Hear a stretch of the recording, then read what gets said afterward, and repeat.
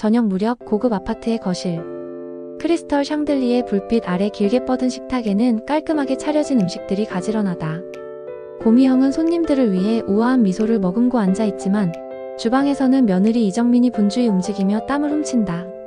손님들은 며느리 손이 야무지다라며 덕담을 건네지만 고미형은 고개를 살짝 돌려 웃으며 한마디 한다. 아이고, 저 애가 원래는 손끝이 야무진 애는 아니에요. 요즘 들어서야 그럭저럭 흉내를 내는 거지. 그래도 참 노력하는 모습이 기특하다니까. 겉보기엔 칭찬처럼 들리지만 식탁에 모인 이들의 눈빛엔 미묘한 기류가 흐른다. 정민은 순간 움찔하지만 이내 고개를 숙이고 묵묵히 그릇을 내놓는다. 모임이 끝나고 손님들이 돌아간 늦은 저녁, 거실은 잠잠했다. 방금 전까지 우아한 미소를 지으며 친구들을 배웅하던 고미영의 얼굴이 단번에 굳어졌다. 상 차리는데 이 정도도 힘들어하면 앞으로 큰일은 어떻게 하려고 그래? 목소리엔 한 점의 따뜻함도 없었다. 이정민은 고개를 숙인 채 말없이 치우던 접시를 쥔 손이 떨렸다. 죄송해요, 오늘은 좀 힘이. 힘? 내 친정에 우리가 돈 보태준 거 잊었니? 그 정도 은혜 입었으면 알아서 척척해야 하는 거야. 말끝마다 무겁게 내리꽂히는 시어머니의 말은 차갑고도 잔인했다. 겉으로는 교양 있는 여인으로 칭송받는 그녀였지만 집안의 공기는 늘 이렇게 칼날처럼 서늘했다. 우리 며느리가 손맛 하나는 좋아요. 덕분에 이렇게 체면이 서네요. 입꼬리는 웃고 있었지만 말끝은 묘하게 비틀려 있었다. 지인들은 아이고 참 부럽다 하며 맞장구를 쳤다. 그러나 곁에 앉아있던 이정민은 접시에 담긴 음식을 옮기면서도 자신이 평가받는 물건이 된 듯한 기분에 고개를 들지 못했다. 한 지인이 무심코 물었다. 며느리가 시어머니 모시고 사는 게 쉽지 않다잖아. 요즘은 젊은 사람들도 많이 힘들다면서요? 고미영은 잔을 들어 올리며 미소 지었다. 힘든 게야 있겠죠. 하지만 우리 집은 지 남편이 의사잖아요. 집안 분위기만 흐리지 않으면 뭐가 문제겠어요. 순간 모두 웃었지만 이정민의 손끝은 부들부들 떨렸다. 보란듯 치켜세운 말 속에 깔린 경멸이 오히려 사람들 앞에서 그녀를 더 작아지게 만들고 있었기 때문이다. 사람들이 하나둘 떠나고 거실이 조용해지자 고미영은 남은 잔을 정리하며 시선을 며느리에게 던졌다. 방금 전까지 지인들 앞에서 보이던 미소는 빠르게 사라졌다. 그런 얼굴로 앉아있으면 체면이 서겠니? 손님 앞에서는 좀 웃는 흉내라도 내야 할 거 아냐. 그 목소리엔 비수처럼 날 선 기운이 담겨 있었다. 이정민은 입술을 꼭 깨물었다. 저도 노력은 했어요. 그런데 노력? 내가 너 친정에 빌려준 돈만 생각하면 아직도 속이 쓰려.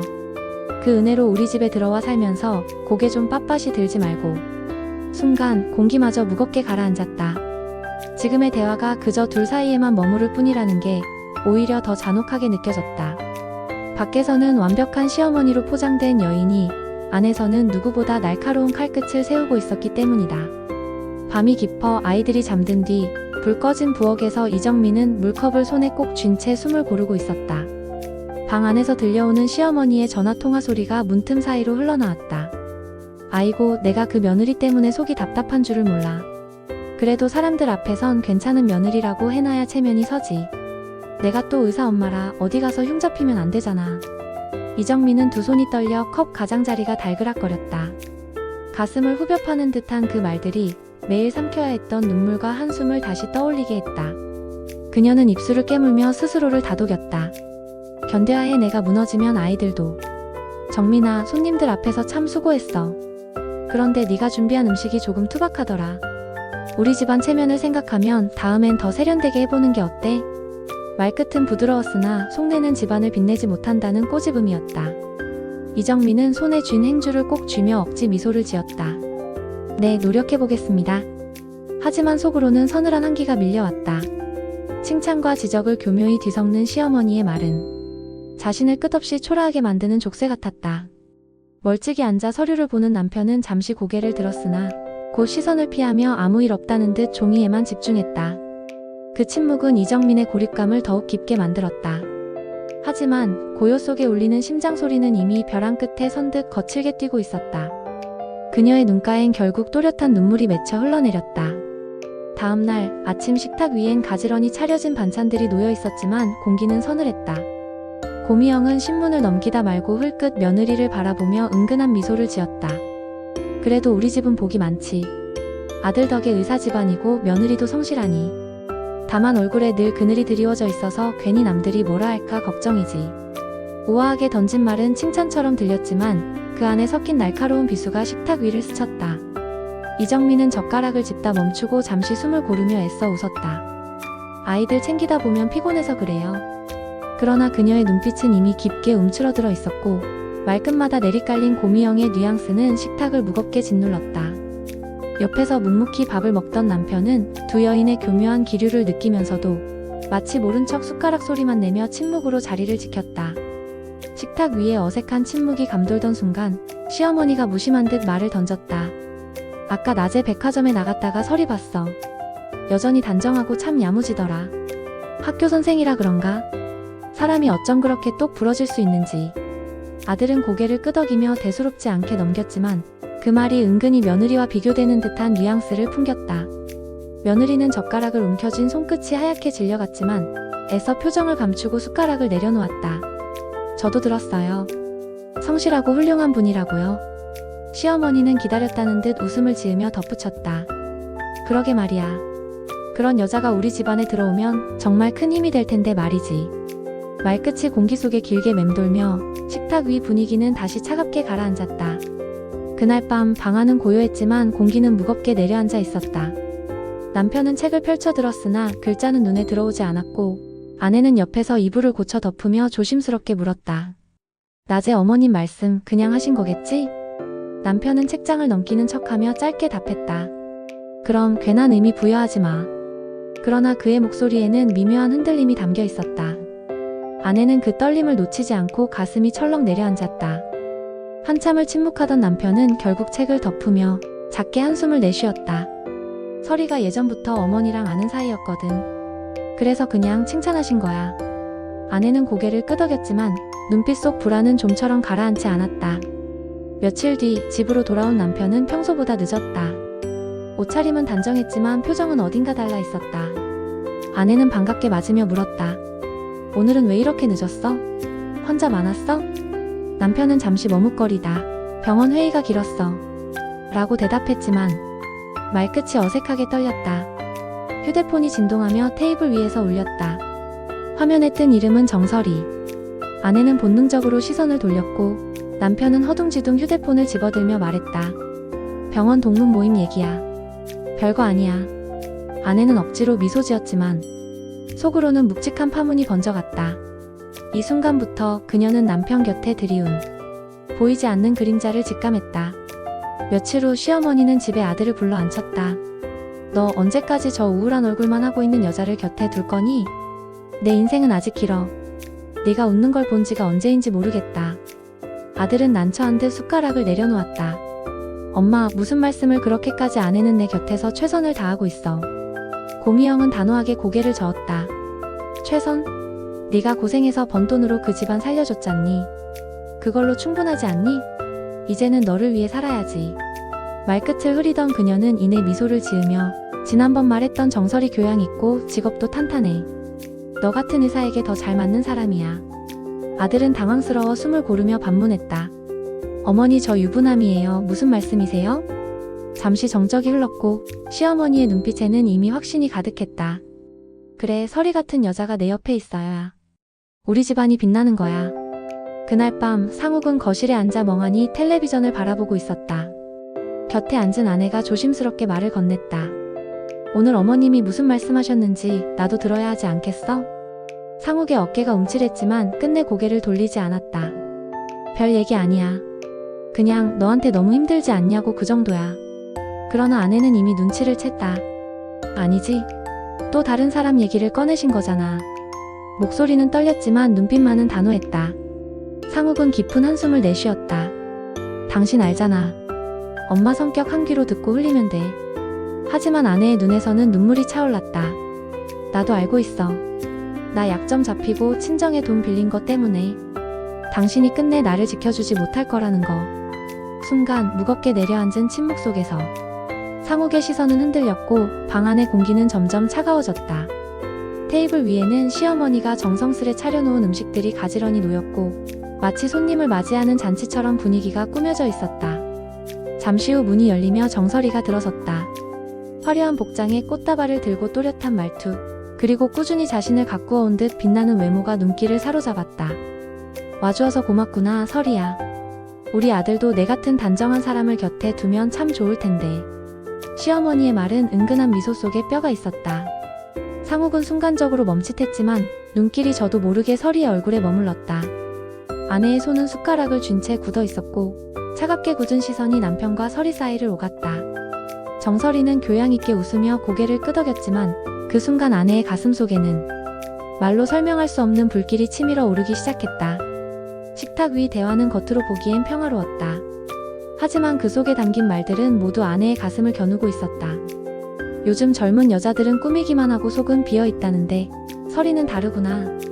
아이들도 잘 가르치고 성품도 곱고. 시어머니의 칭찬은 한껏 부드러운 어조였지만 옆에 앉은 며느리에게는 날카로운 비수가 되어 꽂혔다. 아내는 억지로 웃으며 밥을 뜨려 했지만 숟가락 끝이 덜덜 떨려 국이 흘러내렸다. 그 모습을 본 남편은 슬쩍 눈길을 주었으나 어머니의 눈치가 무서워 아무 말도 꺼내지 못했다. 정설이는 난처한 듯 미소만 지었지만 시어머니의 태도는 더욱 노골적으로 변해갔다. 사람은 옆에 누가 있느냐가 중요하다. 그릇이 작은 사람 곁에서는 큰 사람도 작아지거든. 아내는 더는 밥을 삼킬 수 없었다. 가슴이 꽉 막히는 듯 답답해 자리에서 일어나려다 억지로 눌러 앉았다. 눈빛만은 이미 눈물로 가득 차 있었다. 남편은 한참을 머뭇거리다가 결국 어머니 쪽으로 고개를 끄덕였다. 어머니 말씀이 맞죠. 늘 옆에 좋은 사람이 있으면 저도 더 발전할 수 있을 것 같아요. 그 말에 시어머니의 얼굴에는 흐뭇한 미소가 번졌다. 그래, 네가 내 말을 알아듣는구나. 역시 내 아들이야. 정말 선생님 일은 보람이 크시겠어요. 아이들 덕분에 힘들어도 즐겁죠. 의사 선생님처럼 생명을 살리는 건 아니지만요. 웃음이 오가자 정민의 입술이 굳는다. 남편에게서 저런 표정을 마지막으로 본 게 언제였던가. 식사 후 상욱은 설이를 배웅한다며 문 밖까지 따라 나간다. 정민은 부엌에서 그 모습을 힐끔 보게 된다. 오늘 와주셔서 고마워요. 조심히 들어가세요. 네, 선생님도 아니 상욱 씨도요. 낯선 호칭이 스치듯 들려왔고 정민의 가슴이 쿵 내려앉는다. 짧은 순간 두 사람 사이의 공기에서 설명할 수 없는 온기를 감지한다. 밤늦게 돌아온 상욱이 옷을 갈아입을 때 정민은 무심히 말을 던진다. 오늘은 늦었네. 병원 일 때문에? 응, 회의가 길었어. 짧은 대답 뒤에 휴대폰 화면이 살짝 켜지며 낯선 이름이 뜬다. 정민의 눈길이 꽂히자 상욱은 서둘러 전원을 꺼버린다. 이제 그만 자자. 피곤하잖아. 대답은 평범했지만 그의 어깨가 순간 움찔한 것을 정민은 놓치지 않았다. 정민은 홀로 장을 정리하다가 시어머니의 전화통화를 엿듣게 된다. 그래, 설이야. 나도 알아. 내가 수술을 받아야 하는데 귀한 우리 아들 배를 가를 수는 없잖니. 정민이가 있으니까 괜찮아. 다 끝나면 너와 상욱이의 앞날을 내가 꼭 보장할 거야. 정민의 눈이 커지며 들고 있던 봉지가 바닥에 떨어진다. 속삭임 같았지만 가슴을 찌르는 비수가 되어 꽂힌다. 상욱은 설이와 외곽 카페 구석자리에 앉아 있었다. 당신 옆에 있으면 숨이 트여. 정민에게선 보지 못한 반짝이는 눈빛과 화려한 외모, 그 모습에 상욱은 점점 더 빠져든다. 창밖으로 지나가는 학생들이 보이자 설이는 황급히 선글라스를 낀다. 우리 조심해야 해요. 그 말조차 달콤하게 들렸다. 밤늦게 돌아온 상욱에게 정민은 조심스레 묻는다. 오늘 어디 있었어? 낮에 연락이 안 되더라. 응. 그냥 환자 미팅 있었어. 너무나 태연한 대답. 하지만 코트 주머니에서 흘러나온 작은 영수증이 바닥에 떨어진다. 정민이 집어든 순간 그 안엔 2인 디너 세트라는 활자가 선명했다. 상욱은 얼굴이 굳어지며 서둘러 말을 돌린다. 쓸데없는 오해는 하지마. 정민이 부엌에서 설거지를 하던 중 또다시 통화 소리가 들려온다. 응, 설이야. 조금만 기다려. 정민이가 수술만 해주면 상황이 달라질 거야. 신장이식 끝나면 그 아이는 반쪽짜리 몸이잖아. 그땐 내가 직접 나서서 상욱이와 내 자리를 만들어줄 거야. 잔인할 만큼 선명한 말. 정민의 두 손이 물속에서 얼어붙듯 멈추고 눈물이 뚝뚝 떨어진다. 그날 밤 정민은 깊은 절망 속에서도 무언가가 끓어오름을 느낀다. 내 인생을, 내 몸을 그렇게 마음대로 할 순 없어. 침대 옆 탁자에 놓인 수술 동의서를 바라보며 천천히 종이를 구겨 넣는다. 가늘지만 단단한 목소리가 흘러나온다. 이제는 내가 나를 지킬 거야. 정민이 사라진 뒤 병실은 텅 비어 있었다. 침대 위에는 접힌 편지와 반납된 병원 팔찌만 덩그러니 놓여 있었다. 상욱은 손에 편지를 쥔 채 멍하니 서 있다. 글씨는 또박또박했지만 눈물 자국에 번져 읽기 힘들었다. 더 이상 이 집안의 희생양이 되지 않겠습니다. 가슴이 철렁 내려앉는다. 그날 밤 서리와 함께 있던 상욱은 알 수 없는 허전함에 술잔을 비웠다. 이제 자유로워졌잖아요. 우리 시작해요. 서리의 목소리는 달콤했지만 그 말이 오히려 칼날처럼 파고들었다. 자유라니. 그 자유의 대가가 무엇인지 상욱은 뼈저리게 느끼고 있었다. 한편 고미영은 지인들과의 모임에서 다시금 큰 소리를 치려 했다. 우리 아들이 이제 새 출발을. 그러나 이미 소문은 퍼질 대로 퍼져 있었다. 며느리 신장 빼앗으려다 도망갔다더라. 새 여자랑 몰래 만나고 있다지. 차가운 눈빛들이 쏟아지고 고미영의 얼굴은 하얗게 굳어졌다. 이 순간만큼은 평생 지켜온 체면이 와르르 무너지는 듯했다. 며칠 뒤 상욱은 서리와 거리를 걸었다. 그런데 마주오는 교복 차림의 학생 2명이 서리를 보며 수군거린다. 저기 우리 선생님 아니야? 왜 저렇게? 순식간에 얼굴이 붉어진 서리는 고개를 돌리며 상욱의 팔을 뿌리쳤다. 이 관계 이제 끝내요. 상욱은 멍하니 서서 그 뒷모습을 바라보았다. 아무것도 남지 않았다. 신부전 이식 필요라는 붉은 글씨가 선명하게 박혀 있었다. 아들은 등을 돌렸고 며느리는 떠났으며 믿었던 서리마저 사라졌다. 고미영은 차가운 병실에 홀로 앉아 떨리는 손으로 가슴을 움켜쥔다. 그토록 자랑하던 체면과 재산도 아무 의미가 없었다. 고요한 병실에 그녀의 흐느낌만이 울려 퍼졌다. 그리고 화면은 어둠 속으로 서서히 사라졌다.